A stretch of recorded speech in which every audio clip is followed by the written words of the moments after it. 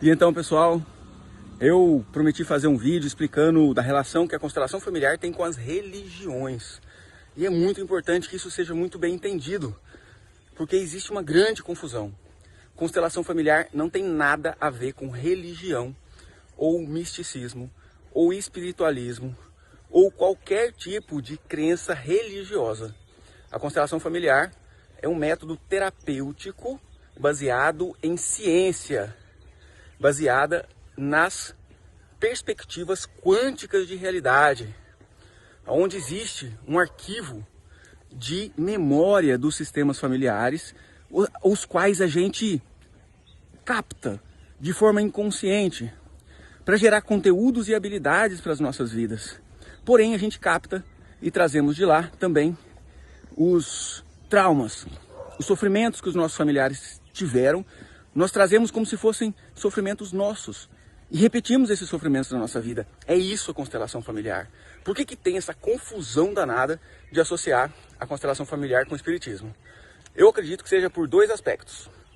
Primeiro, como a gente trata a nossa relação com os antepassados, as pessoas acham que a gente está conversando com os espíritos. Dentro de um grupo de constelação, a gente coloca uma pessoa para representar alguém do sistema familiar. E muitos desses alguéms já morreram. Só que não tem nada a ver com isso. Quando eu coloco alguém para representar numa constelação, ou quando eu fecho os meus olhos e olho a imagem do meu pai, do meu avô, às vezes ele já não está morto, ele está em casa. Eu me conecto com a experiência, a informação, o período da concepção até a morte dessa pessoa, ou da concepção até o dia de hoje. E o que aconteceu depois da morte desse familiar, a constelação familiar não se atém. Isso é uma perspectiva das religiões e cada um tem a sua crença. Não tem problema nenhum. O que interessa é que nós estamos vinculados à experiência de vida que eles tiveram. Tanto é que a gente pode se autoconstelar olhando a imagem do pai. O pai está vivo lá na sala e você que está aqui no quarto se constelando, você fecha os seus olhos e você percebe a imagem do seu pai como ele seria. Se você fizer uma pergunta para essa imagem do seu pai, é muito provável que essa imagem do seu pai, que é a sua percepção dele, que é justamente esse contato que você tem com o campo de experiência do seu pai, é muito provável que ele te responda exatamente o que o seu pai responderia.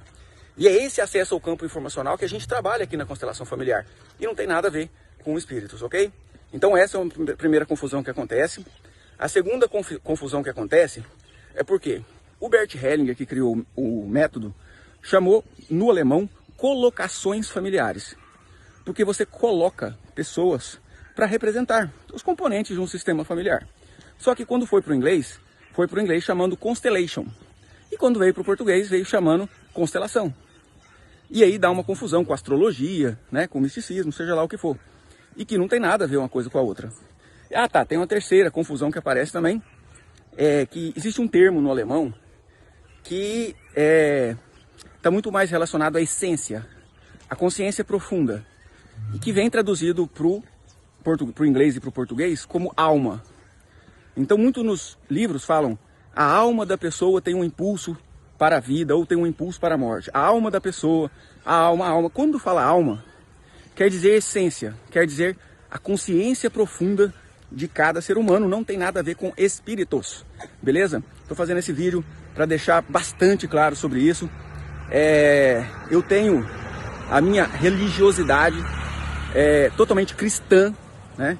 A minha religião é Jesus Cristo, porque eu vejo que as denominações religiosas são maravilhosas, ajudam muita gente, mas elas todas têm as suas limitações.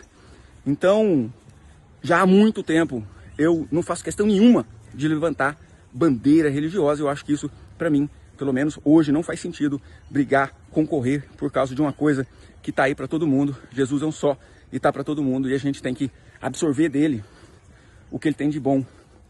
E que nós possamos, né, nos vincular com Deus na essência divina, não numa aparência ou numa dependência de um grupo que exclui os outros grupos. É essa visão que eu tenho e que eu aprendi essa visão realmente com a constelação familiar, que foge um pouco desse negócio de julgamento de certo e errado, que amplia mais a nossa percepção em caminhos diferentes, nem certos nem errados, mas diferentes, e que cada um tem o seu direito de seguir o caminho que quiser. Tamo junto, lembrando que a gente está em plena semana do desafio da autoconstelação. Se você não está participando, vai lá, participa. Se você está participando, eu mandei agora cedo no seu e-mail um link para você assistir a aula 2 que foi liberada hoje, beleza? Ou tá no grupo do Telegram também, ou tá também na comunidade do Facebook para quem está participando dessas outras duas comunidades. Beijo no coração, uma excelente quarta-feira para todos. Valeu!